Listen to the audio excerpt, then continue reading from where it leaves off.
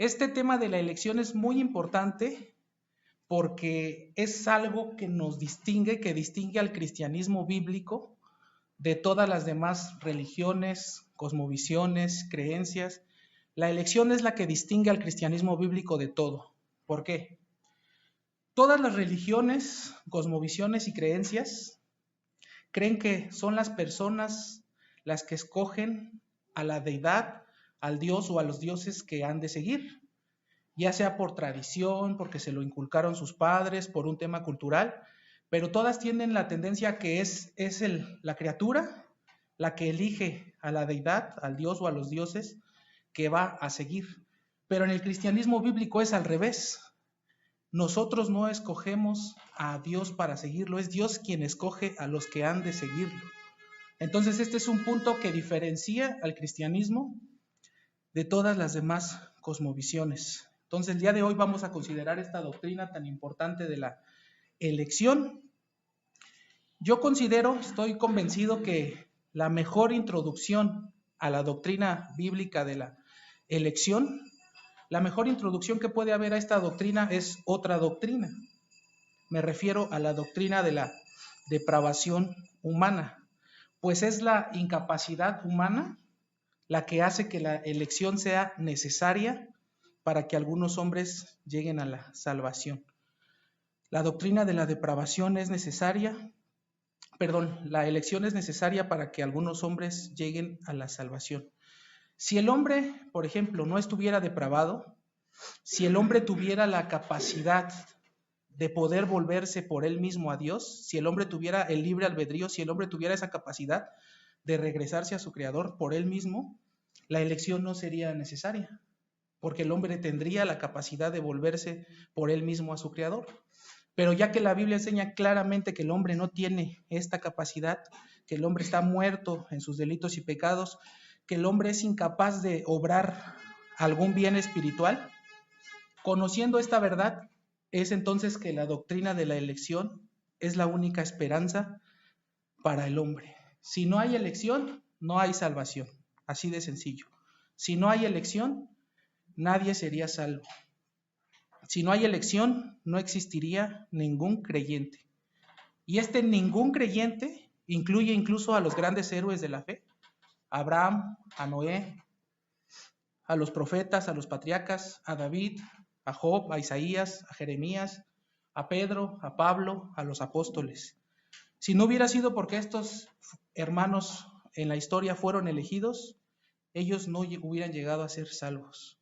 Entonces vemos que la elección es necesaria para que los hombres lleguen a ser salvos. Si no hubiera elección, por ejemplo, no habría ni un mexicano, ni siquiera un mexicano salvo, si no fuera por la elección. Y bueno, ni mexicanos ni de ninguna otra nacionalidad. Si no fuera por la elección, no habría ningún salvo. Si no fuera por la elección, todos iríamos al infierno a pagar la justa condenación. Si no fuera por la elección, la humanidad hubiera recibido lo mismo, el mismo destino que los ángeles caídos. Como ustedes saben, los ángeles caídos que siguieron a Satanás en su rebelión no alcanzaron perdón. Dios los desechó, condenó a todos, ni siquiera uno alcanzó perdón.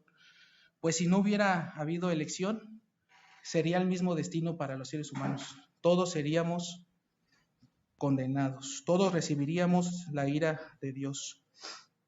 ¿Cometió Dios alguna injusticia al descartar a todos los ángeles, al condenar a todos estos ángeles caídos? ¿Cometió Dios alguna injusticia con eso? No cometió ninguna injusticia. ¿Quién podría exclamar que un juez es injusto por condenar a alguien que es culpable? ¿Quién podría decir, este juez es injusto cuando condenó a alguien que es culpable? ¿Podrían exclamar que es injusto si condenó a alguien que es inocente? Pero cuando Dios condena a estos ángeles culpables, Él no es injusto, Él está siendo justo. Entonces la doctrina de la elección es necesaria para que los hombres lleguen a ser salvos. Entonces tenemos este panorama.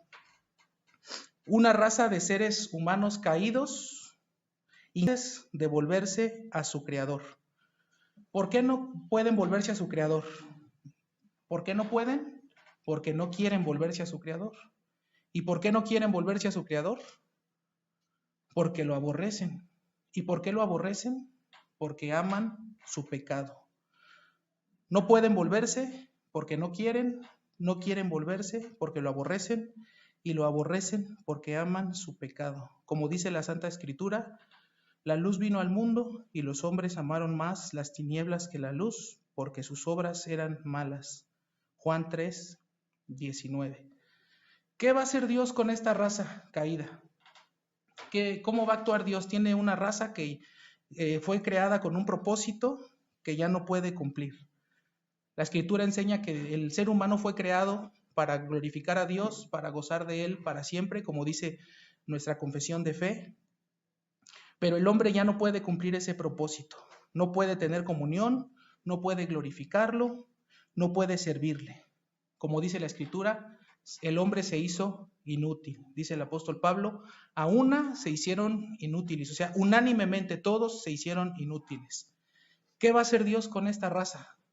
Que ya es inútil, que ya no puede cumplir el propósito por el cual fue creada. ¿Qué va a hacer Dios? ¿Qué harían ustedes si compran una herramienta y al poco tiempo se rompe y ya no tiene compostura? Ya no puede cumplir con el propósito con el que fue creada. ¿Para qué sirve una herramienta así? Solamente sirve para una cosa, para ser arrojada a la basura. ¿Qué va a hacer Dios con esta raza que ya no puede cumplir el propósito para el cual fue creada? ¿Qué va a hacer Dios? Bueno, Dios pudo haber hecho tres cosas con esta raza caída. Pudo haber tomado tres caminos. Y aquí tiene que entenderse que estoy hablando en términos humanos, porque para Dios no era un dilema esto. Dios ya sabía lo que iba a hacer desde el principio. Pero teniendo esta raza todos caídos, todos aborrecedores de Dios, Dios pudo haber tomado tres caminos diferentes. De nuevo, esto solamente es ilustrativo.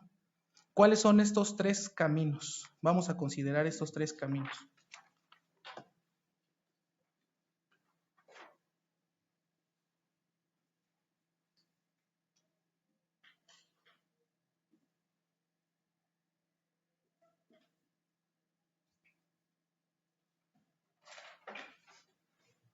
El primer camino que Dios pudo haber considerado al tener a esta raza caída era condenarlos a todos. Dios pudo haber condenado desde Adán hasta el último ser humano, a todos unánimes los pudo haber condenado al infierno. Si así Dios lo hubiera querido, el ser humano habría recibido el mismo destino que recibieron los ángeles caídos, todos condenados, todos al infierno. De nuevo, ¿cometería una injusticia Dios si hubiera actuado de esta forma? ¿Habría sido injusto? No. Como en el caso de los ángeles caídos, ¿qué injusticia hay en aplicarle justicia a alguien que es culpable? No hay ninguna injusticia. Dios no cometería ninguna injusticia si Dios hubiese condenado a toda la humanidad.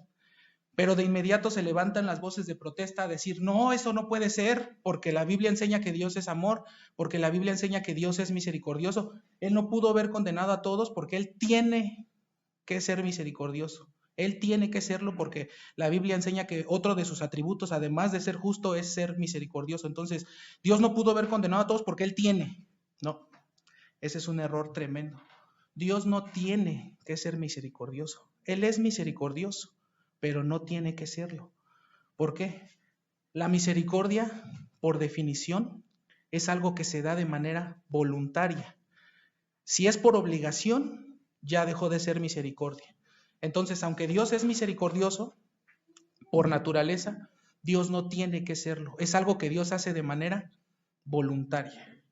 Y aquí lo voy a ilustrar de esta manera. Tomen esto en cuenta. Si es por obligación, ya no es misericordia. Aquel doctor asalariado que va a atender pacientes a una comunidad rural, pero es asalariado. Algún paciente o familiar de un paciente le dice a este doctor asalariado, doctor, es usted muy misericordioso al venir aquí. Este doctor debería de responderle a este paciente, no, yo no soy misericordioso, yo vengo aquí porque necesito el dinero, yo vengo aquí porque viniendo aquí a atenderlos, a mí me pagan un sueldo. Entonces este doctor no es misericordioso, él está haciendo esto no porque saliera de él, lo está haciendo por necesidad. Ese doctor no se puede decir que es una persona misericordiosa. Pero ¿qué pasaría si un doctor, de manera voluntaria, sin cobrar un sueldo, fuera a estas comunidades a atender a las personas de escasos recursos? Y que uno de sus pacientes le preguntara: oiga, doctor, ¿cuánto le pagan por venir aquí? Y que este hombre le contestara: no me pagan nada. A mí no me pagan nada. Yo hago esto de manera voluntaria. Ahí sí el paciente le podría decir: es usted una persona con misericordia, porque lo está haciendo de manera voluntaria. Entonces la misericordia, por definición, es algo que se hace de manera voluntaria, no por obligación. Entonces, aunque Dios es misericordioso, Él no tiene que serlo. Lo hace de manera voluntaria. Esa es su prerrogativa divina. Este tema de la prerrogativa divina, expresada de la siguiente manera en la Escritura: tendré misericordia de quien yo quiera y me compadeceré de quien yo quiera. Prerrogativa es que es un derecho que solamente Él tiene. Es su derecho soberano de tener misericordia de quien Él quiera y de negarle su misericordia a quien Él quiera. Entonces, Dios pudo haber condenado a todos y no hubiera habido ningún problema. La segunda opción que Dios tenía contemplando a esta raza humana la voy a escribir.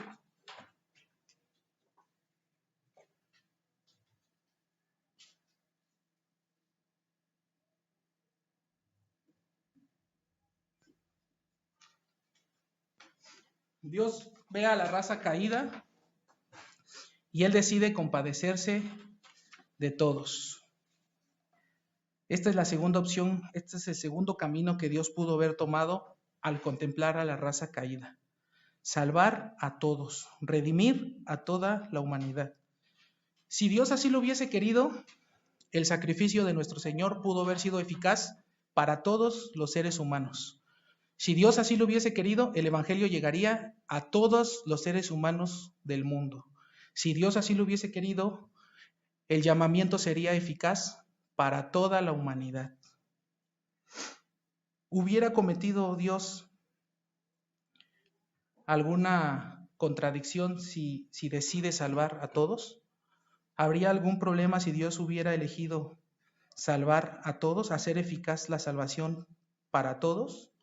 No hubiera cometido ningún error y no sería una contradicción, porque de nuevo es su prerrogativa. Tendré misericordia de quien yo quiera. Y si Él quiere tener misericordia de todos, Él está en su derecho. Pero de nuevo se van a levantar voces de protesta que van a decir: es que eso no puede ser, porque ¿en dónde quedaría su justicia? La Escritura dice que Él no tendrá por inocente al culpable y todos son culpables. No, esto no puede ser porque compromete su justicia. Bueno, pues como ya lo dije, esto tampoco hubiera sido un problema para Dios, porque si Él hubiera querido mostrar misericordia con toda la humanidad, Él estaba en todo su derecho y no habría ningún problema. Ahora vamos a considerar brevemente estas dos opciones si la Escritura enseña que Dios tomó alguno de estos dos caminos. En primer lugar, vamos a ver si la Escritura enseña si Dios eligió condenar a todos. ¿La Escritura enseña que Dios eligió condenar a todos? La respuesta es muy sencilla: no. La Escritura no enseña eso. Desde Génesis hasta Apocalipsis vemos en las Escrituras personas a las cuales Dios les mostró su misericordia, desde Génesis hasta Apocalipsis. Por ejemplo, Enoc, el que caminó con Dios y Dios se lo llevó. Enoc no sufrió la muerte, Enoc ya está en el cielo. Dios le mostró su misericordia a Enoc. Lo mismo en el caso de Elías. Elías fue otro creyente que tampoco gustó la muerte, como dice la palabra. Él no murió, Dios se lo llevó. Entonces Enoc y Elías están en el cielo. Entonces Dios no pudo haber elegido condenar a todos, porque en la Escritura revela que hay personas que ya están con Él. El caso de Esteban, por ejemplo, que cuando estaba a punto de morir vio los cielos abiertos. El caso de Lázaro, que estuvo en el seno de Abraham. Y la gran multitud que nadie podía contar de Apocalipsis, que eran personas de todas las naciones, tribus, pueblos y lenguas. Entonces, hay demasiada evidencia bíblica para descartar esta opción.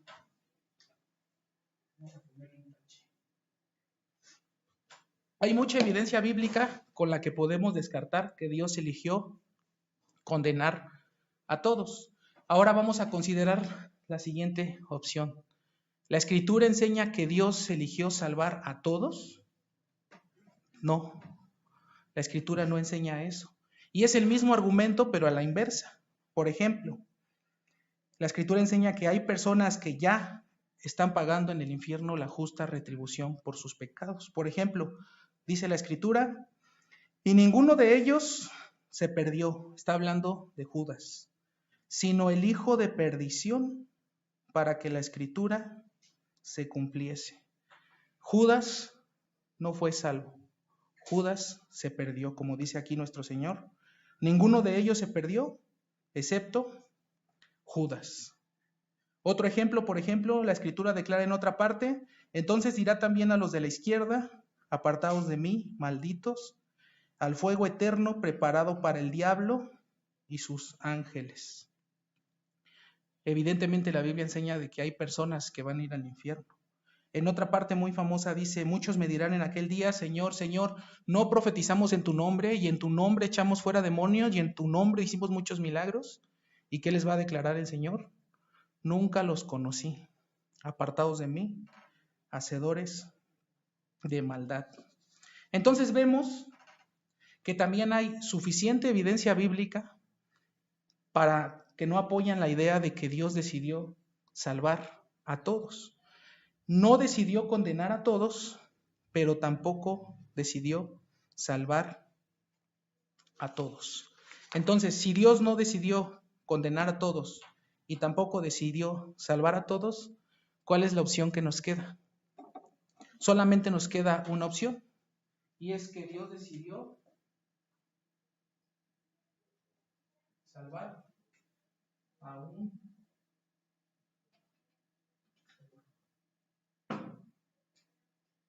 A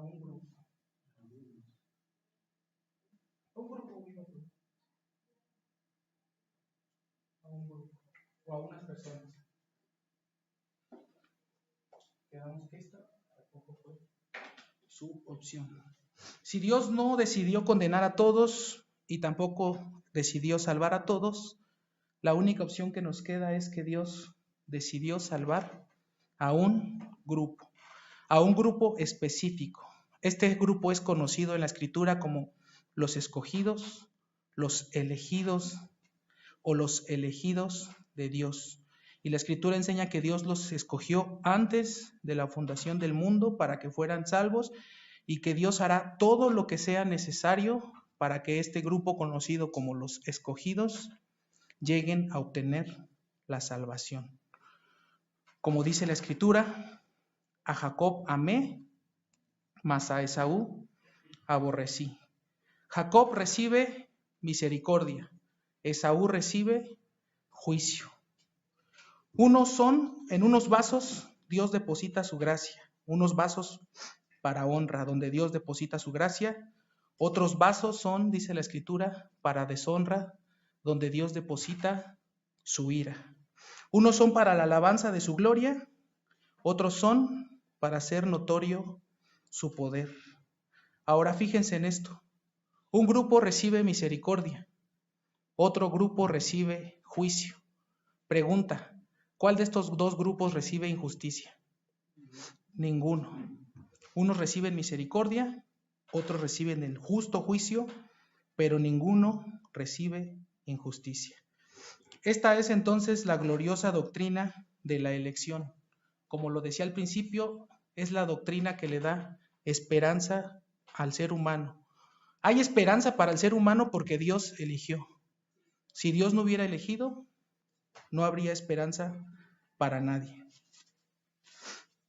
A continuación vamos a considerar 8 características de esta elección. Y yo estoy seguro que todos los argumentos que se levantan en contra de esta doctrina van a quedar resueltos considerando estas 8 características.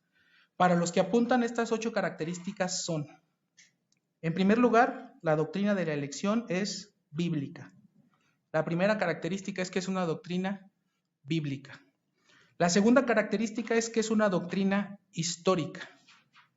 Se trata de una doctrina histórica, no es una doctrina nueva como algunos grupos se atreven a decir, es una doctrina histórica.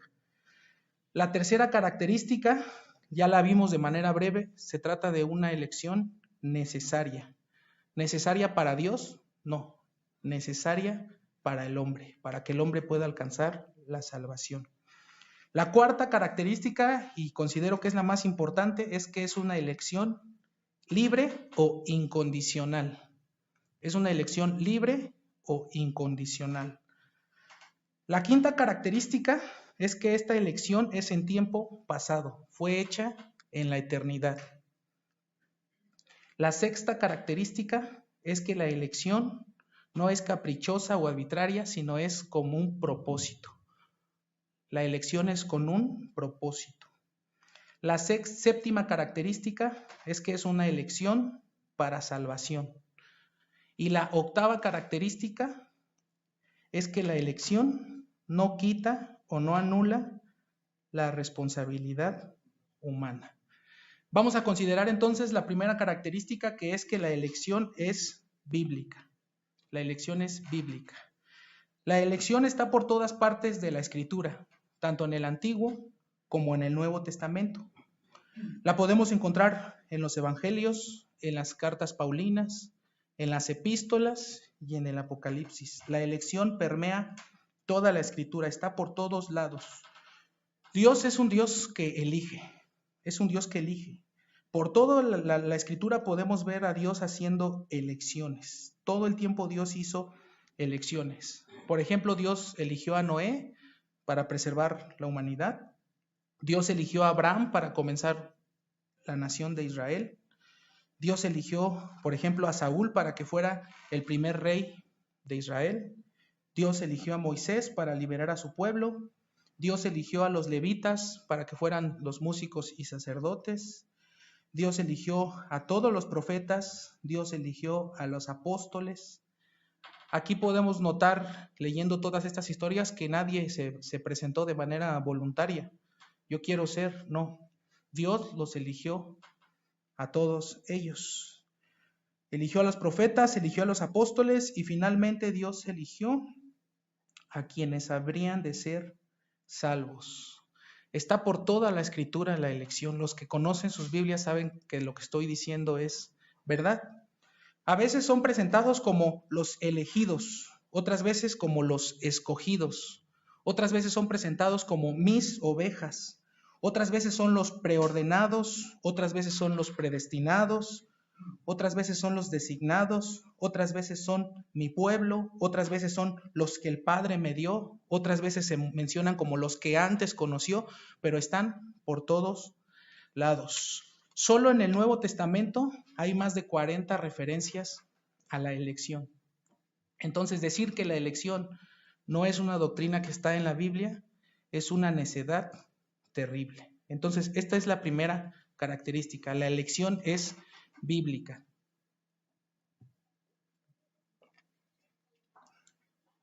La segunda característica es que la elección es histórica. Como les decía hace un momento, cuando platicamos con grupos arminianos, con personas que militan del lado del arminianismo, los comentarios siempre están a la orden del día. Es que esto es nuevo, esta es una herejía, incluso se atreven a llamarle herejía, pero dicen que esto es una herejía nueva. Dice, es que esto es nuevo, que esto nunca lo había escuchado yo en mi vida. Dicen que esto es nuevo, que acaba de salir. Sin embargo, la Iglesia del Señor lleva 20 siglos creyendo y defendiendo esta doctrina. No se trata de una doctrina nueva. Los apóstoles la enseñaron, el Señor mismo la enseñó, los padres de la Iglesia la enseñaron. Agustín creyó en la elección en el siglo III. Los valdenses creían en la elección. Incluso los reformadores creían y defendían la elección. Lutero, Calvino, Zwinglio. Los puritanos creían en la elección. Jonathan Edwards creyó en la elección. George Whitefield creyó en la elección. John Bunyan creyó en la elección. John Hill creyó en la elección. Spurgeon creyó en la elección. Y más contemporáneo, Martin Lloyd-Jones creía en la elección. No se trata de una doctrina nueva, es una doctrina que durante los 20 siglos que la Iglesia lleva, muchos hermanos la han creído, muchos hermanos han incluso dado su vida por defender esta doctrina.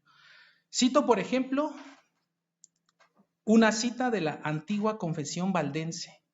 Lo increíble de esta confesión es que es previa a las confesiones de Westminster y a la confesión bautista. Esta confesión es anterior.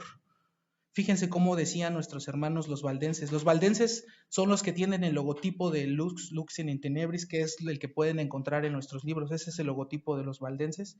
Y en esta antigua confesión los valdenses escriben: Dios salva de la corrupción y de la condenación a aquellos a quienes ha elegido desde los cimientos del mundo, no por ninguna actitud, fe o santidad que previó en ellos, sino por su mera misericordia en Cristo su Hijo, pasando por el resto, de acuerdo con el impecable razón de su propio libre albedrío y justicia. Confesión Galinca de 1559. Casi 100 años o más antes de que se escribiera la Confesión de Westminster. En cualquier siglo, entonces, podemos voltear al pasado y encontraremos buenos hermanos que creyeron lo mismo que nosotros creemos. En cualquier siglo hay hermanos que creyeron que Dios es el que elige a los que han de ser salvos. Sin embargo, los arminianos, si voltean al pasado, se darán cuenta que hay muchos siglos donde no había nadie que creía lo que ellos creen. Ellos en la historia estarían solos la mayor parte de la historia. Tienen el presente a su favor, porque la mayoría de los evangélicos actuales son arminianos, pero no tienen el pasado, no tienen la historia a su favor. Al contrario, tienen el pasado y la historia en su contra. Aquí quiero hacer un paréntesis y decirles que la validez de una doctrina no es que tenga muchos años, ni la invalidez es que sea una doctrina nueva. Lo que le da validez a una doctrina es si se encuentra en la palabra de Dios. Puede ser muy antigua y no por eso es una doctrina bíblica. El gnosticismo, por ejemplo, hay evidencias de que el apóstol Pablo batallaba con los gnósticos. No por tener 20 siglos significa que es verdad. Entonces no es la historia lo que valida, es la palabra. Pero aquí quería demostrarles que no estamos solos si creemos esta doctrina. Tenemos a la historia y tenemos a buenos hermanos del pasado a nuestro favor. En tercer lugar, vamos a considerar la tercera característica, pero aquí tengo que hacer otro comentario. Tengo que ser justo con los arminianos y tengo que decir que los arminianos creen en la elección. Los arminianos también creen en la elección. La evidencia bíblica, como lo mencionábamos, es tanta que ningún grupo puede negar la elección. Aquí no hay ninguna controversia. La controversia comienza en el por qué, en esta pregunta, ¿por qué de la elección? ¿Cuál es la razón por la que Dios elige a unos y pasa por alto a otros? ¿Cuál es la base de esta elección? Entonces, los arminianos creen en una elección. Lo que causa controversia y división y diferencia es el por qué, cuál es la base de esta elección. Entonces, la tercera característica sería la más importante: la elección es libre e incondicional. ¿En qué se basa Dios para la elección? ¿Cuál es el por qué? ¿Por qué elige a unos y pasa por alto a otros? Esa es la diferencia más crucial de nuestra doctrina de la elección. ¿Cuál es el por qué? ¿Cuál es la base? Según el campo arminiano, Dios prevé que las criaturas van a tener fe y por eso los elige, porque previó que ellos tendrían fe, que ellos se arrepentirían, entonces Dios los eligió. Miren, vamos a Primera de Pedro, capítulo 1, desde el primer versículo.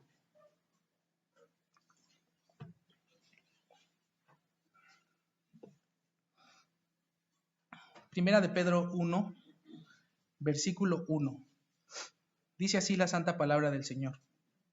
Pedro, apóstol de Jesucristo, a los expatriados de la dispersión en el Ponto, Galicia, Capadocia, Asia y Bitinia.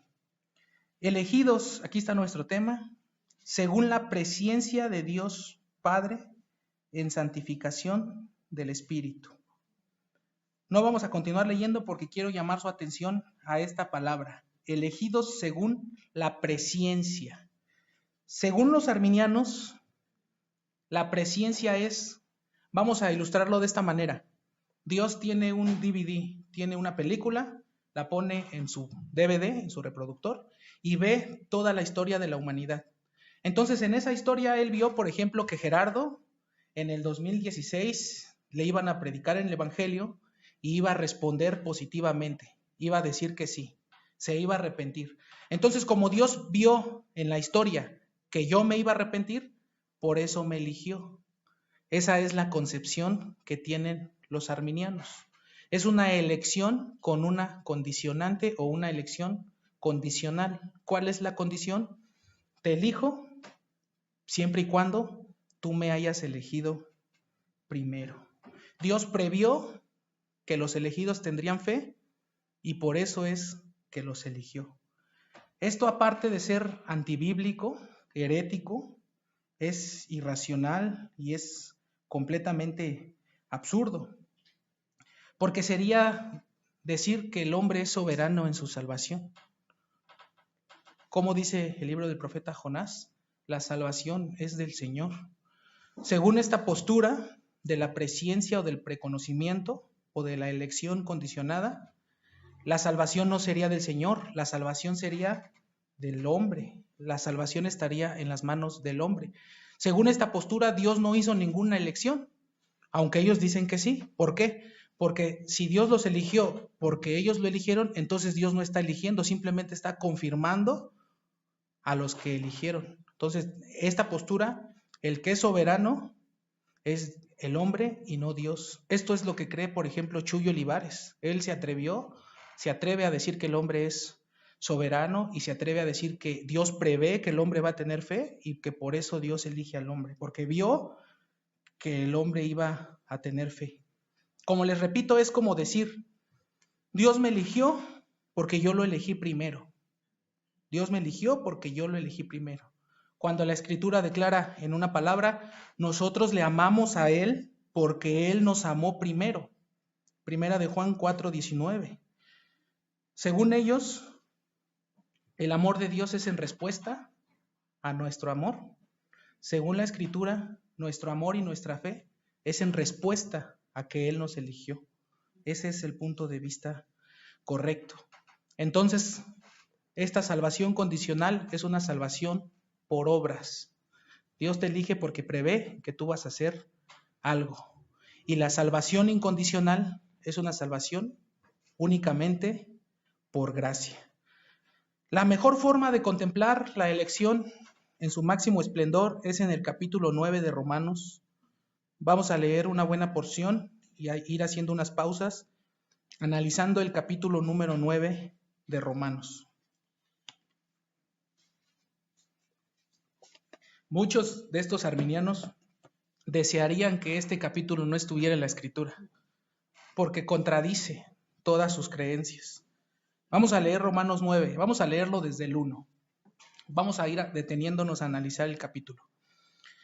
Dice el versículo número 1, el apóstol Pablo habla y dice, verdad digo en Cristo, no miento, y mi conciencia me da testimonio en el Espíritu Santo, que tengo gran tristeza y continuo dolor en mi corazón, porque desearía yo mismo ser anatema, separado de Cristo, por amor a mis hermanos, los que son mis parientes según la carne.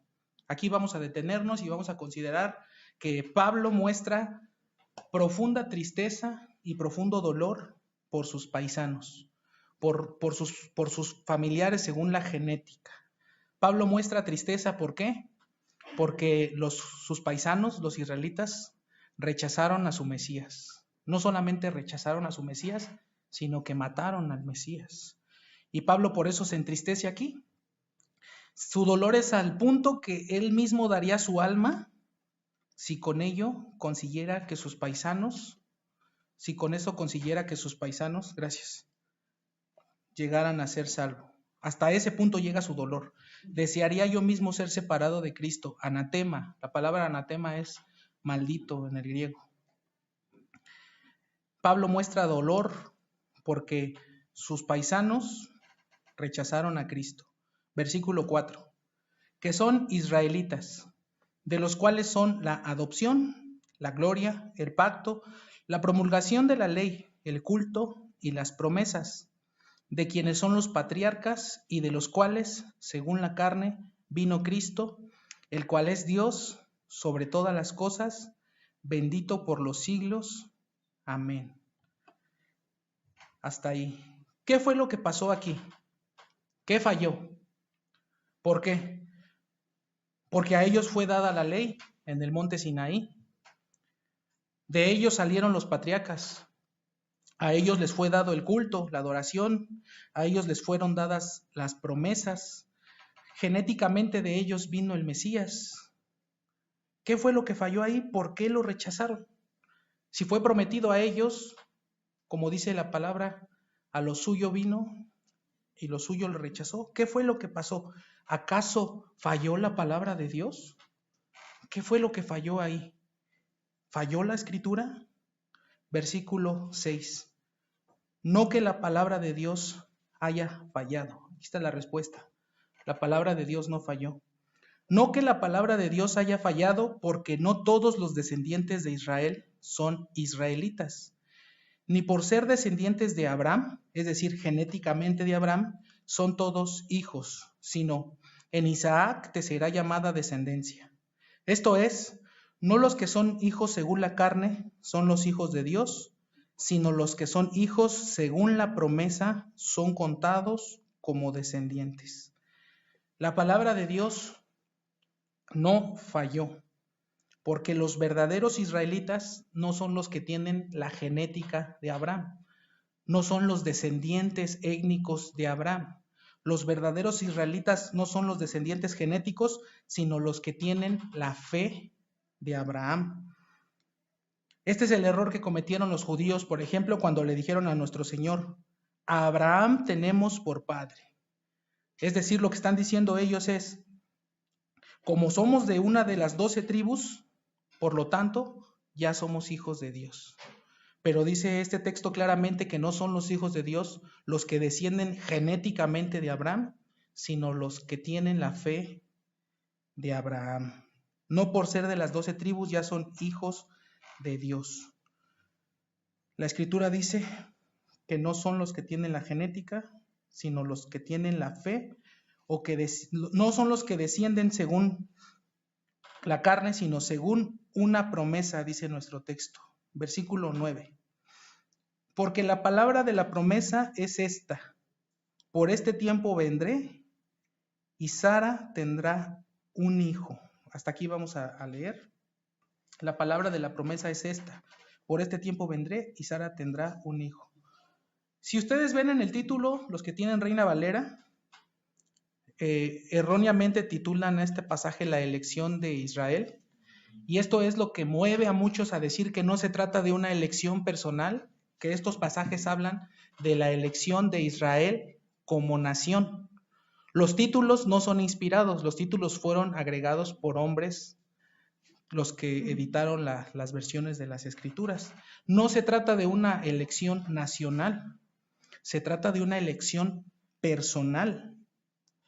Los que afirman esto para poder zafarse de Romanos 9, para poder hacerlo a un lado y negarlo, dicen que Isaac fue elegido porque era el esposo, Isaac fue elegido porque él era hijo de la esposa legítima de Abraham. Es decir, Isaac era el hijo de Sara. Y que Ismael fue rechazado porque Ismael no era hijo de la legítima. Ismael era hijo de la concubina Agar. Todos recuerdan esa historia. Y esto se escucha muy sensato, ¿no? Eligieron a Isaac porque era el hijo de Sara y rechazaron a Ismael porque era el hijo de Agar. Se escucha muy convincente. Pero por si queda alguna duda de que no se trata de elección nacional, que no se trata de elección de naciones, a continuación Pablo nos va a presentar el caso de dos hermanos en igualdad de condiciones. Compañeros de útero, dice un hermano por ahí. Ambos varones, ambos de la misma madre, de la legítima, de Rebeca. Por si queda alguna duda de que no se trata de una elección nacional, se nos va a presentar este caso, versículo 10. Y fíjense cómo comienza diciendo, y no solo esto, sino que también cuando Rebeca concibió de uno, de Isaac nuestro padre, pues no habían aún nacido, ni habían hecho ni aún ni bien ni mal, para que el propósito de Dios conforme a la elección permaneciese. No por obras, sino por el que llama, se le dijo, el mayor servirá al menor, como está escrito, a Jacob amé, mas a Esaú aborrecí. Dos hermanos en igualdad de condiciones, pero Dios decide darle a uno su misericordia y al otro su justicia. Dios salva a uno y al otro lo pasa por alto. ¿En qué se basó Dios para hacer esta elección? Que es el punto que estamos considerando. ¿Se basó en algo que previó en estos hermanos? ¿Se basó en algo que previó en Jacob y en Esaú? Como dice de nuevo en nuestro versículo 11, pues no habían aún nacido, ni habían hecho aún ni bien ni mal. Es decir, Dios no se basó en nada que previera en estos hermanos, porque Dios decidió su destino antes de que estos dos hermanos nacieran. No por obras, dice el versículo 11 al final, sino por el que llama. Se le dijo, el mayor servirá al menor, como está escrito, a Jacob amé, mas a Esaú aborrecí. No tomó en cuenta sus obras, sino como dice el texto, lo único que tomó en cuenta es el propósito de Dios. Como dice la segunda parte del versículo 11, para que el propósito de Dios conforme a la elección, otras versiones dicen conforme a su elección, permaneciese, otras versiones dicen se cumpliese. ¿Cuál es el propósito? ¿A qué se refiere aquí? ¿A qué propósito se refiere? Se refiere al propósito de que es Él el que elige darle misericordia a unos y darle su justicia o pasar por alto a otros. No tomó en cuenta sus obras, sino su propia soberanía. Entonces, aquí es en lo que diferimos con los arminianos, que nuestra elección es incondicional, es decir, no había ninguna condicionante para elegir a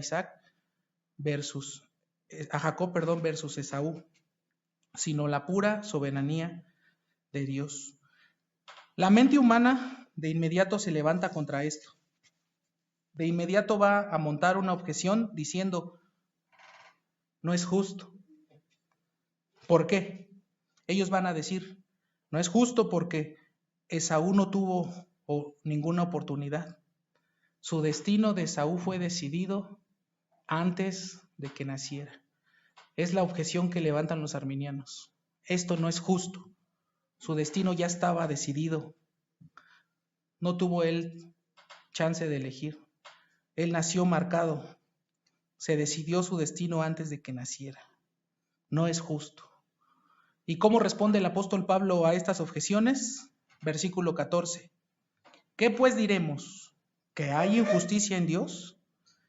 El apóstol sabe que la mente humana va a montar objeciones y se adelanta y presenta este argumento. ¿Qué pues diremos?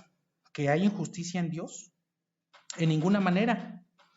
Pues a Moisés dice, aquí está de nuevo la prerrogativa divina, tendré misericordia del que yo tenga misericordia y me compadeceré del que yo me compadezca. Así que no depende del que quiere ni del que corre, sino de Dios que tiene misericordia. No hubo ninguna injusticia porque ambos hermanos merecían la ira de Dios.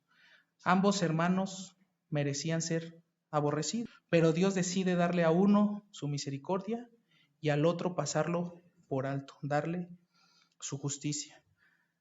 El hermano Spurgeon platica que en una ocasión predicaba acerca de este texto y una mujer se quedó hasta el final para cuestionarlo y se acercó y le dijo al hermano Spurgeon: no, yo no estoy de acuerdo con eso. ¿Cómo que a Esaú aborrecí? Dice, no, yo no lo puedo entender. Y Spurgeon le contestó, es que yo tampoco lo puedo entender. Y la señora se quedó y le dice Spurgeon, ¿pero qué parte no puede entender? Eso de que a Esaú aborrecí, o sea, ¿cómo Dios decidió su destino? ¿Por qué lo aborreció si todavía no nacía? Y Spurgeon le contestó, no, eso sí lo puedo entender. Claro que lo puedo entender. Lo que no puedo entender es cómo amó a Jacob cuando era igual de aborrecible que Esaú. Uno recibe misericordia, otro recibe justicia. ¿Quién de los dos recibió injusticia? Ninguno. Pero estos que se levantan diciendo, no es justo, deberíamos preguntarles, entonces, ¿qué hubieras preferido? ¿Que Dios condenara a todos? Así deberíamos de responderles. Entonces, ¿qué hubieras preferido? ¿Que Dios condenara a todos? Y ellos van a decir, o aunque no lo digan, en el fondo van a pensar, no, que Dios salvara a todos. Simpatía por el culpable. El ser humano en el fondo sabe que es culpable, pero no cree merecer la justicia. Sabe que es culpable, pero no cree merecer la justicia. Cree merecer la gracia, cree merecer la misericordia, pero no cree merecer la justicia. Simpatía por el culpable. Cuando nosotros vemos en las noticias que la policía capturó a un violador, a un multiasesino, y que ya lo condenaron, cadena perpetua, 40, 50 años, ¿qué decimos? Bien, ¿no? Qué bueno, se está haciendo justicia.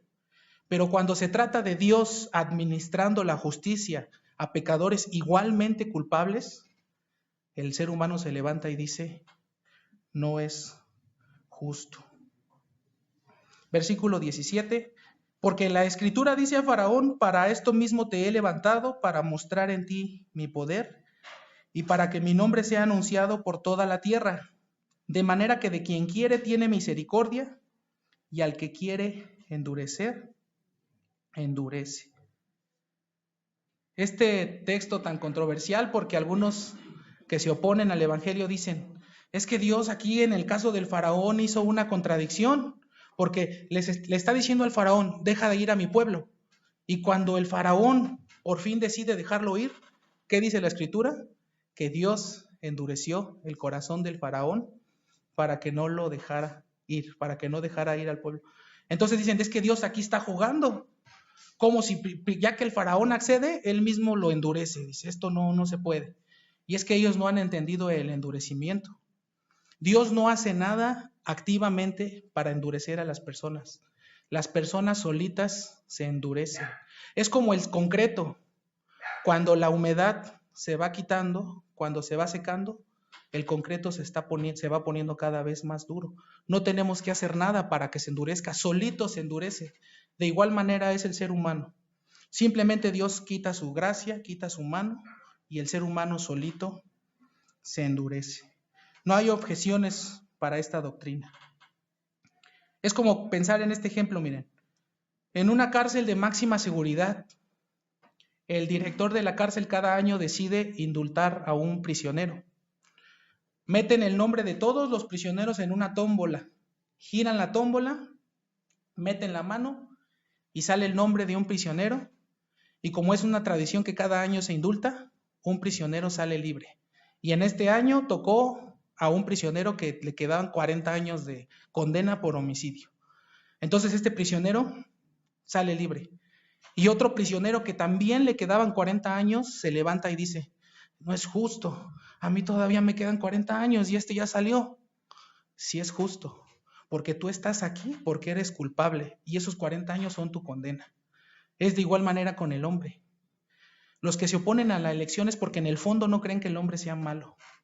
Si nosotros entendiéramos primero la depravación y entendiéramos la condición del hombre, no montaríamos ninguna objeción contra la elección. El hombre merece ser castigado porque el hombre es culpable. Dios no comete ninguna injusticia pasando por alto a nadie. Lo que sí comete es mostrar gran misericordia al salvar a pecadores que merecían el mismo destino que los que no fueron salvados. Entonces la elección no resalta su justicia, porque todos merecían justicia. No es un asunto de justicia, es un asunto de misericordia. Vamos a considerar la otra característica que va de la mano con esta, y es que la elección es libre. No solamente es incondicional, sino que también es una elección libre. Voy a leer un párrafo de la confesión de fe, de nuestra confesión de fe, y es el párrafo 3 que habla sobre el decreto de Dios. ¿Qué tiene que ver el decreto de Dios? Que la elección está dentro del decreto de Dios, es un decreto de elección. No podemos desconectar el decreto de Dios y la elección. Dice el párrafo 3 de la confesión, el capítulo 3 de la confesión bautista de 1856. Dios, desde toda la eternidad, por el sapientísimo y santísimo consejo de su propia voluntad, ha decretado en sí mismo, libre, aquí está la palabra, e inalterablemente todas las cosas que suceden. Sin embargo, lo hizo de tal manera que ni es autor del pecado, ni comparte responsabilidad del mismo con los pecadores. Decretó de manera libre. ¿Qué significa que Dios eligió a los que escogió de manera libre? Significa que Dios no fue movido por ningún motivo, factor, capricho o, como ya vimos, condición que viera en las criaturas para realizar esta elección. Lo hizo, como dice un pasaje de la Escritura, por el puro afecto de su voluntad. No tomó en cuenta nada. Fue una elección libre. No fue caprichosa, no fue movido por nada. Fue una elección 100% libre. Los seres humanos no entendemos bien esto porque nosotros no podemos tomar elecciones libres. Nuestras decisiones siempre están condicionadas, siempre hay una inclinación, una motivación, un capricho o alguna condición. Nosotros no podemos tomar elecciones libres. Déjenme ponerles este ejemplo. Por ejemplo, ¿yo puedo elegir libremente el automóvil que yo quiera? Algunos dirían, pues sí, ¿no? No puedo elegir libremente el automóvil que yo quiera. Hay condicionantes, quería decir. ¿Cuáles son? Por ejemplo, mi presupuesto. No puedo elegir el carro que yo quiera. Tengo que elegir el carro que se adecue a mi presupuesto. Ya ahí tenemos una condición. No puedo tomar esta elección de manera libre. Otra condicionante, por ejemplo, es que el vehículo que yo quiera esté disponible en stock. Entonces los seres humanos no podemos tomar decisiones libres. Otro ejemplo de que no podemos tomar decisiones libres que se me ocurrió fue este. Vas en un crucero por el Pacífico y naufraga, choca con un iceberg o de alguna manera naufraga y se están ahogando todos. Y solamente tienes los únicos 2 salvavidas que quedaban en toda la tripulación, en toda la nave. Solamente quedan 2 salvavidas y tú tienes uno. Ya tienes uno puesto y tienes otro. Ahora, en el mar se está ahogando tu esposa. Se está ahogando un hombre más o menos de la misma edad que tú no conoces. Se está ahogando un niño y se está ahogando un anciano. ¿A quién le vas a dar el salvavidas? ¿A quién se lo darías? Indudablemente se lo darías a tu esposa. Aunque algunos no se lo darían a su esposa, pero la mayoría se lo daría a su esposa. Entonces, ¿cómo tomó este hombre esa decisión? ¿Fue condicionada? Fue condicionada. ¿Condicionada a qué? A sus sentimientos. Pero quiten ahora a su esposa. Le queda el otro hombre, el niño y el anciano. ¿A quién elegiría? ¿Cuál fue esta frase del Titanic? Mujeres y niños primero. Entonces, en segundo lugar, seguramente elegiría al niño. ¿Por qué? De nuevo es una elección condicionada, porque él considera que el niño lo necesita más. En tercer lugar, tal vez se lo daría al hombre porque pensaría, bueno, el anciano ya está grande y mejor que se salve esta persona que está joven. Pero lo que quiero ilustrar con este punto es que nosotros no podemos tomar elecciones libres. El único que puede tomar elecciones y decisiones libres es Dios. Y así fue su elección, fue libre. Como dice la Escritura, fue por el puro afecto de su voluntad.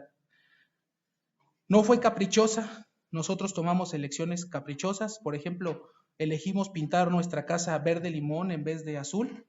¿Por qué? Pues es una decisión caprichosa. Me gustó más el verde limón. Pero no es una decisión libre, es condicionada. Dios no tiene condicionantes, inclinaciones, caprichos. Su elección es 100% libre. Dice la Escritura, en amor, habiéndonos predestinado, habiéndonos elegido, las doctrinas van de la mano. En amor, habiéndonos predestinado para ser hijos suyos por medio de Jesucristo, según el puro afecto de su voluntad, o como dice otra versión, según el buen propósito de su voluntad. Entonces vemos esta característica que es una elección libre. En cuarto lugar, la otra característica no la voy a tocar porque ya la vimos, es una elección necesaria. Ya consideramos esto. Si no hay elección, nadie se salva. Si no hay elección, todos iríamos irremediablemente al infierno. La quinta característica es que la elección fue hecha en tiempo pasado. Fue hecha en tiempo pasado. Es un error decir, por ejemplo, que Dios está eligiendo o que Dios va a elegir. No, Dios no está eligiendo ni Dios va a elegir. La elección ya ocurrió. En la eternidad, dice la palabra, es en tiempo pasado. La elección ya está hecha.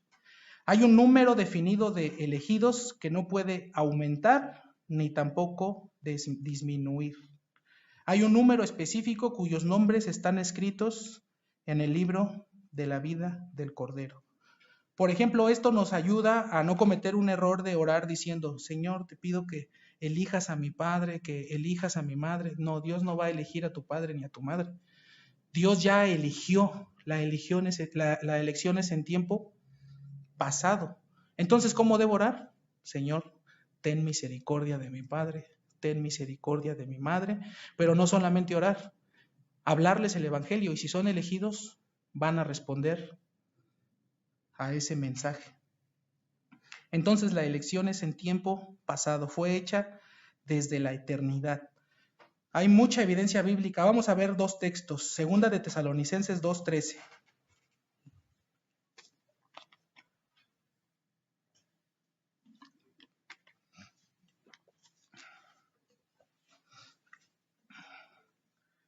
Los textos estoy seguro que los conocen, pero solamente los vamos a citar para reforzar este punto.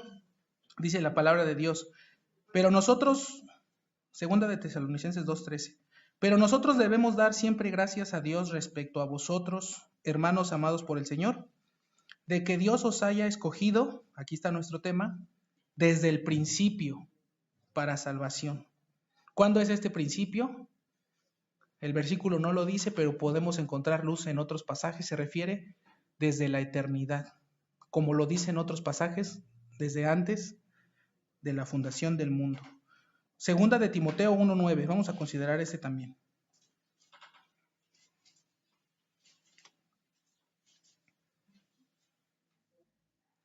Segunda de Timoteo 1:9. Dice la santa palabra del Señor, quien nos salvó y nos llamó con llamamiento santo, no conforme a nuestras obras, aquí está de nuevo implícito nuestro tema, sino según el propósito suyo y la gracia que nos fue dada en Cristo Jesús.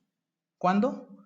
Antes de los tiempos de los siglos. Entonces vemos que la elección es su quinta característica en tiempo pasado. La sexta característica, y esta es un misterio que no vamos a tratar de resolver y que nadie va a poder resolver en esta vida, y es que la elección es con un propósito. Dios no elige de manera arbitraria, ni tampoco elige de manera caprichosa. Aunque ese propósito no nos ha sido revelado ni nos será revelado en esta vida, Dios nos eligió con un propósito específico. Vamos a ver Romanos 8:28, este texto que muchos se saben de memoria, no sabemos de memoria. Romanos 8:28. Esta característica, recuerden que es la elección es con un propósito. Y dice la santa palabra de Dios: y sabemos que a los que aman a Dios, todas las cosas les ayudan a bien. Y aquí está nuestro tema. Esto es a los que conforme a su propósito son llamados. Vamos a regresar, el texto que acabamos de ver en 2 de Timoteo hablaba de lo mismo, 2 de Timoteo 1:9. Por favor, vayan ahí.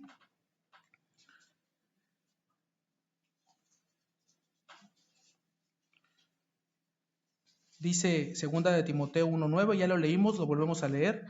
Quien nos salvó y nos llamó con llamamiento santo, no conforme a nuestras obras, y aquí está de nuevo, sino según el propósito suyo y la gracia que nos fue dada en Cristo Jesús antes de los tiempos de los siglos. Dios tiene razones y propósitos para todo lo que hace. Todo lo que Dios hace lo hace con una buena razón y lo hace con un propósito. Dios no es un Dios arbitrario o caprichoso o que pueda acudir al azar para elegir a los que Él escoge. Dios tiene una buena razón para todo. Como lo ha mencionado el hermano Tomás en sus últimos sermones, Él es omnirracional. Y él decía que este término no lo iban a encontrar por internet, y es verdad, no está en internet. Es un término que él acuñó para ilustrar este punto donde Dios tiene razones para todo. Tiene razones para todo. No toma ninguna decisión de manera caprichosa, arbitraria o al azar. Él tiene un buen propósito, como dice estos textos que acabamos de leer. Una elección caprichosa, por ejemplo, sería que Dios dijera: elijo a fulano porque me gustó su peinado, o elijo a mengano nada más porque me cayó bien. No, Dios tiene un propósito, pero ese propósito no lo vamos a alcanzar a entender en esta vida. Es más, no es sano tratar de buscarlo porque este propósito Dios lo veló, Dios lo escondió de nosotros. Tal vez algún día conozcamos cuál es este propósito cuando estemos con Él, pero aquí en la tierra nunca vamos a saber por qué. La versión de la Reina Valera antigua, por ejemplo, dice que la elección nos tocó por suerte. Los que tienen Reina Valera antigua van a sentirse familiarizados con esta expresión. Dice que nos tocó por suerte. Desde el punto de vista humano es así. ¿Por qué fui elegido yo? Por suerte. ¿Pudiste haber sido? ¿Pudiste habernos sido? Casi te cayó por suerte. Pero desde el punto de vista divino esto no es así. Dios tiene un propósito. A veces hay creyentes que se preguntan sobre el propósito de su elección. No es bueno estar indagando mucho, pero en otro sentido es algo que nos humilla, Porque cuando consideramos lo que éramos antes, pensamos: ¿pero por qué a mí? ¿Qué había de bueno en mí? Había mejores que yo, pero Dios decidió salvarme a mí. ¿Por qué a mí? No están buscando su propósito para jactarse, sino para humillarse. ¿Qué vio de Dios en mí? ¿Qué vio de Dios bueno en mí? No había nada, solamente había corrupción. Yo estaba huyendo de Él y Él me fue a buscar. ¿Qué vio Él en mí? El hermano Spurgeon escribió sobre esto y él dijo: estoy tan contento de que Dios me haya escogido antes de la fundación del mundo, porque nunca me hubiera elegido después de que yo nací. Y esto es más de lo mismo. Dios nos escoge con un propósito, pero nunca lo vamos a alcanzar a entender. La pregunta: ¿por qué a mí? ¿Por qué a mí? El famoso escritor de himnos Isaac Watts, muy famoso compositor, tiene unos himnos muy bonitos, escribió este himno, y en este himno se está cuestionando lo mismo, está haciéndose esta pregunta del propósito. El himno se llama Cuán solemne y dulce aquel lugar, y la letra dice así: Cuán solemne y dulce aquel lugar donde mora Cristo el Señor. Allí de sus bondades Él despliega lo mejor. Banquete rico, el corazón admirado clama así: ¿por qué, Señor, por qué será que me escogiste a mí? ¿Por qué me hiciste oír tu voz y entrar y ver tu verdad, si miles de hambre mueren allá, rehusando tu verdad? El mismo amor que el manjar sirvió, dulcemente a entrar me invitó. Si no, aún en mi pecado andaría yo. Se está cuestionando lo mismo. ¿Por qué a mí? ¿Por qué será que me escogiste a mí? No había nada de bueno en mí. Aunque nunca vamos a saber el por qué en esta vida, hay un por qué. Entonces ese fue la sexta característica, que es con propósito. La séptima característica, de alguna forma ya la vimos, vamos a repasarla de nuevo nada más porque es importante, y es que la elección es para salvación. La elección no es para condenación. No es para condenación. Las que fueron escogidos para ser salvos. Los otros no fueron escogidos para ser condenados. Ellos ya estaban condenados. La doctrina de la reprobación no implica que Dios... Había una página en Facebook que se llamaba Debates Calvinistas versus Arminianos, pero era una página arminiana. Y en su portada estaba un grupo de personas, que es toda la humanidad, y del cielo bajaba una mano divina, que era el dedo de Dios, y el dedo iba diciendo: tú sí, tú no, tú sí, tú no, tú sí, tú no, tú sí, tú no. Entonces estos arminianos decían: eso es lo que creen los calvinistas, que Dios le dice a unos: tú sí, tú no, tú sí, tú no. Y esta no es la elección, porque la elección sería, un mejor ejemplo sería Dios diciendo: tú sí, tú sí, tú sí, tú sí, tú sí, tú sí, tú sí. A nadie le dice que no, porque los demás ya estaban caídos, ya eran condenados. Entonces, esta doctrina de la reprobación no es que Dios elija a unos para perdición, no. La predestinación, como lo enseña Loret Bodner en este libro de la predestinación, es positiva solamente, es elección para salvación, no hay elección para condenación. Los que no son elegidos, los que son pasados por altos, ya estaban condenados. Dios no hace nada para que ellos se pierdan. Ellos se pierden por sus propios pecados. Entonces la séptima característica fue que la elección es para salvación, no para perdición. Y por último, y también una característica muy importante, es que la elección no quita la responsabilidad humana. De nuevo aquí nos vamos a meter en el campo de lo misterioso, pero la Escritura nos manda a enseñar las dos partes. Dios es soberano, el hombre es responsable. La elección no quita la responsabilidad humana. Vamos a ver el capítulo 17 del libro de los Hechos. Ya es el último punto.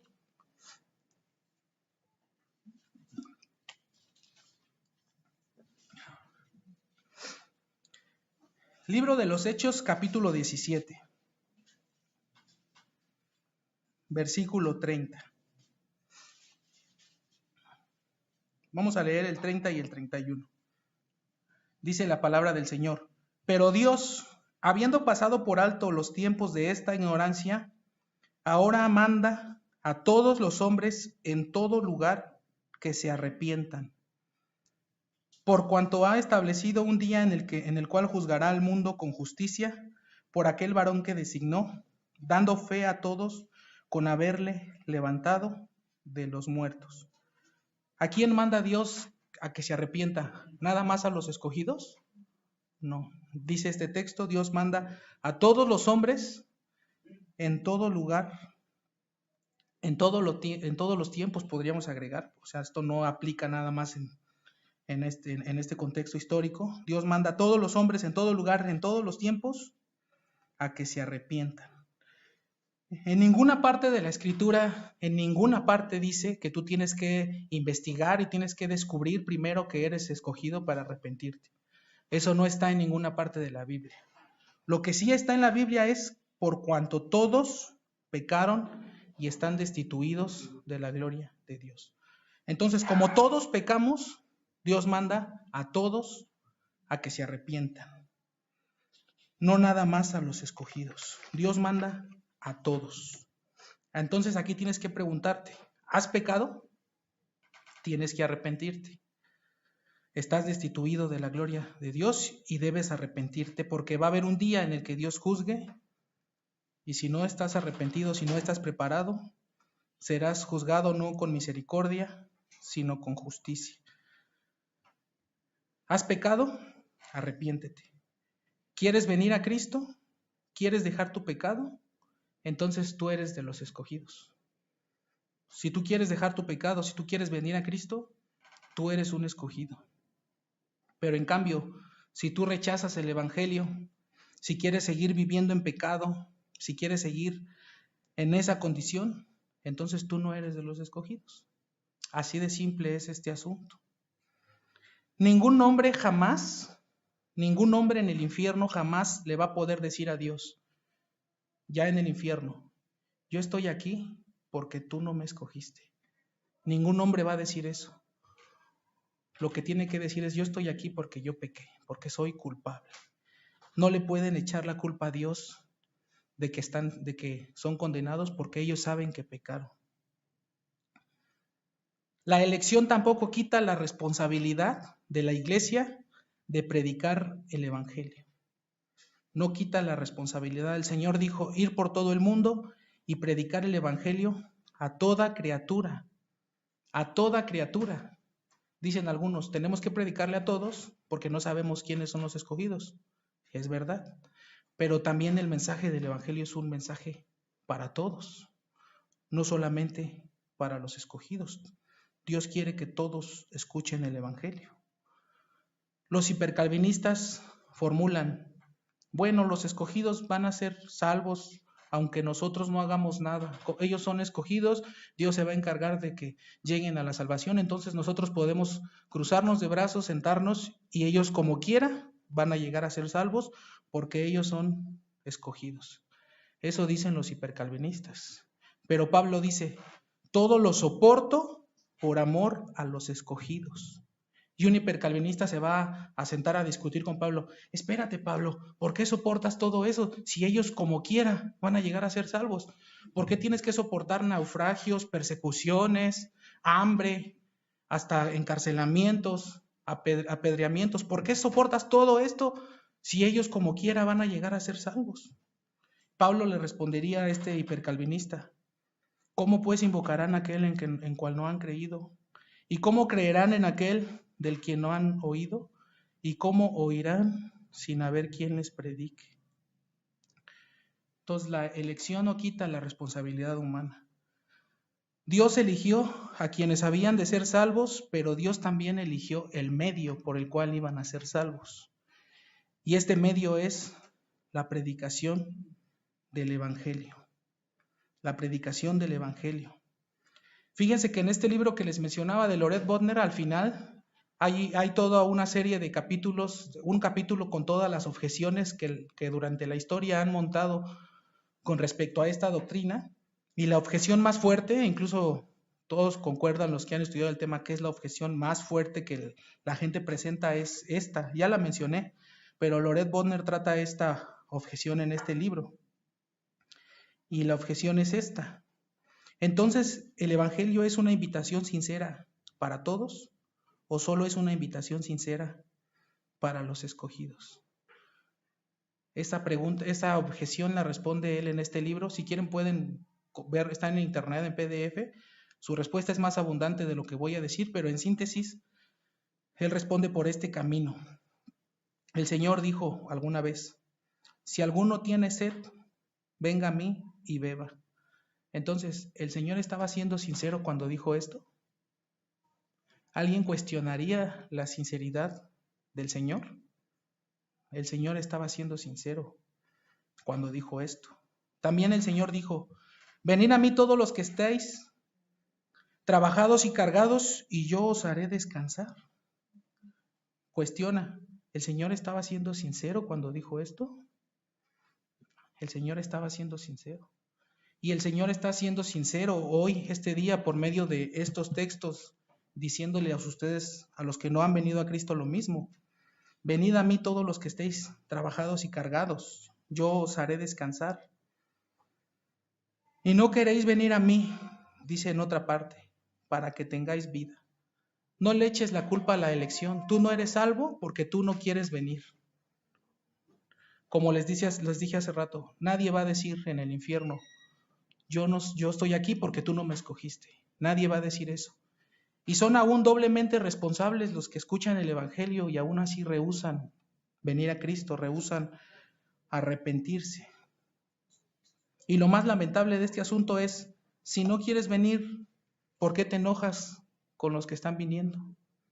Si tú mismo no quieres venir, la puerta de la salvación todavía está abierta. Solamente tienes que venir a Cristo en arrepentimiento y fe. Pero si no quieres, ¿por qué te enojas con los que están viniendo? Aquí hay un misterio que nosotros no alcanzamos a entender, la soberanía de Dios y la responsabilidad humana. Pero aunque es un misterio, como ya lo dije hace rato, Dios nos manda que enseñemos las dos como verdades. No porque no las alcancemos a entender, no las vamos a enseñar. Es como la doctrina de la Trinidad. No la alcanzamos a entender, pero tenemos que enseñarla, porque está en las Escrituras. De igual manera, esto es así. Esto es así. Otra forma en la que este hombre culmina este argumento es diciendo que nuestro Señor se lamentó sobre Jerusalén. Otras versiones dicen que el Señor lloró. Vamos a este texto y con esto terminamos. Está en Mateo 23, versículo 37.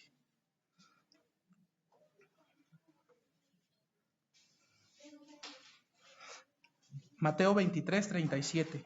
Dice nuestro Señor. Algunas versiones dicen que lloró, otras versiones solo dicen que se lamentó, pero dice el texto. Nuestro Señor habla y dice, Jerusalén, Jerusalén, que matas a los profetas y apedreas a los que te son enviados. ¿Cuántas veces quise juntar a tus hijos como la gallina junta sus polluelos debajo de las alas? Y no quisiste. Y alguien le va a decir, espérate, Señor, espera, Señor. ¿Por qué lloras? Ellos no quisieron porque no eran escogidos. Es la objeción que algunos pintan de esa forma irónica. Si ellos hubieran sido escogidos, sí los hubieras podido juntar. ¿Por qué lloras? Están cuestionando que las lágrimas del Señor fueran genuinas. Y este texto derrumba todos esos argumentos. Ellos no fueron salvos porque no quisieron. Y no fueron salvos porque no fueron elegidos. Las dos cosas son verdad. La Biblia nos manda a enseñar las dos cosas. Entonces, si has escuchado el Evangelio desde este púlpito y no quieres arrepentirte, no le eches la culpa a Dios. Mejor arrepiéntete y Dios te perdonará. Dios se encarga de que el Evangelio le llegue a los escogidos. Aquí ha llegado el Evangelio. Eso significa que tú puedes ser uno de los escogidos. Con el hecho de que el Evangelio esté en Ciudad Neza, eso significa que tú puedes ser uno de los escogidos. Solo tienes que venir a Cristo en arrepentimiento y fe. Si alguno tiene sed, venga, venid a mí todos los que estéis trabajados. Al que a mí viene, yo no le echo fuera, dice la santa palabra de Dios. Termino con esta pregunta. La hicimos ahora que visitamos a los hermanos de Zacapuaxtla, de manera para que reflexionaran sobre el tema y les preguntábamos, Iglesia, ¿habrá más elegidos en Ciudad Neza de los que hay en este salón? ¿Habrá más escogidos en Ciudad Neza, en el Estado de México, en el distrito, que los que estamos aquí en este lugar? ¿Habrá más elegidos? La única forma de saberlo es ir y predicar a Cristo crucificado. Si vamos y predicamos, los elegidos vendrán. Alguien comparó el Evangelio como esta historia donde un flautista va caminando y va tocando la flauta y los ratones lo van siguiendo. El Evangelio es la contraseña, es lo que llama a los escogidos. Es como el encantamiento, vamos, predicamos y los escogidos van a responder. Si ustedes van, hermanos, y predican el Evangelio, algunos les van a decir, ya cállate, tú predicas tonterías. Pero otros van a caer de rodillas y van a decir, ese es mi Rey, ese es mi Señor. Vamos a orar, hermanos. Te damos gracias, Señor bendito, porque has tenido misericordia de criaturas que te aborrecíamos, que te rechazábamos, que nos escondíamos. Nos has venido a buscar cuando nosotros huíamos de ti. Nos hiciste oír tu voz y nos hiciste entrar y ver tu bondad, como dice este himno. Señor, ayúdanos a ir con nuestros familiares, con nuestros amigos, con nuestros vecinos, a nuestras colonias, en busca de estos escogidos tuyos. Ayúdanos a no quedarnos el Evangelio para nosotros mismos. Ayúdanos a compartirlo. Así como algún día hubo un hermano que nos habló, que nos regaló una Biblia, un folleto y que estuvo orando por nosotros. Ayúdanos a ser ahora esos hermanos que oren, que regalen folletos, que regalen Biblias, que prediquen el Evangelio. Y trae muchos escogidos a este lugar. Y no solamente a este lugar, sino a todas las iglesias donde se predica el Evangelio verdadero. Te lo pedimos en el nombre del Señor Jesús. Amén.